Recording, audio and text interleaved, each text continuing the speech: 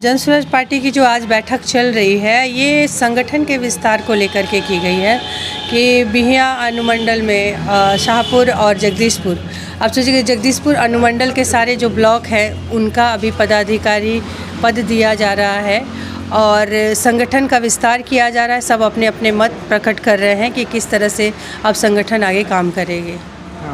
क्या बूथ स्तर से लेके ब्लॉक स्तर तक गठन किया जा रहा है? आज ब्लॉक स्तर तक का है, आज ब्लॉक का है। ये ब्लॉक के बाद हमारा पंचायत का होगा और पंचायत के बाद फिर हमारा बूथ लेवल का होगा।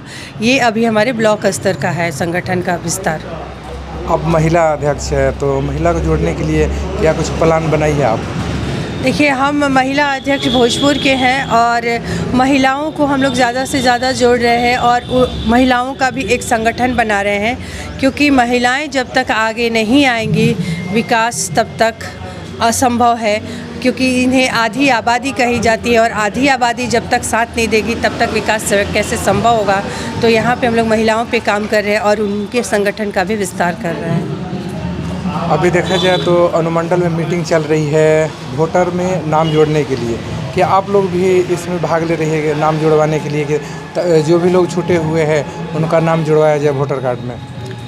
अभी हमारे अनुमंडल में जो भी वोटर आईडी कार्ड जिसका नहीं है उन पे काम चल रहा है और यहाँ जो बैठक चल रही है ये तो सिर्फ अलग अलग ब्लॉक के संगठन के विस्तार के लिए है, ये वोटर आईडी कार्ड के लिए नहीं है, वो काम अलग से हो रहा है। मैं इसलिए पूछ रहा हूँ क्योंकि चुनावी साल है और इसी साल चुनाव होना है और अनुमंडल में बैठक भी चल रही है कि जिनका नाम वोटर लिस्ट में नहीं है उनको जोड़ा जाए। तो आप लोग भी जागरूक कर रही है महिलाओं को? बिल्कुल, हम लोग सभी को जागरूक कर रहे हैं और ये पता कर रहे हैं कि किसके किसके पास वोटर आईडी नहीं है या फिर कौन कौन नए नए वोटर्स हैं। तो इन सब की वोटर आईडी कार्ड जल्द से जल्द उस पर काम शुरू हो जाए ताकि बाद में कोई परेशानी ना हो, कोई अपना मत देने से वंचित न रह जाए। महिलाओं को जोड़ने के लिए क्या कुछ कर रही है जन स्वराज में, ज़्यादा से ज़्यादा महिला जुड़े?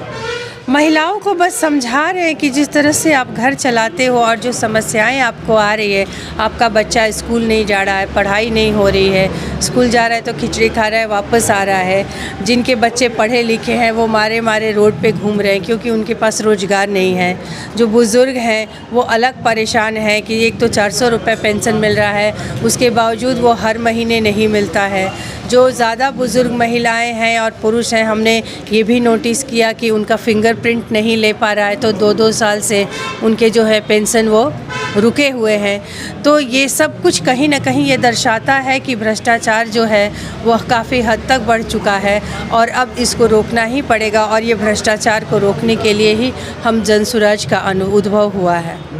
आप भी गांव में घूम रही है, जो समस्याएं आप निकल कर सामने आ रही है उसके लिए क्या कुछ प्लान आप लोग बनाए हुए?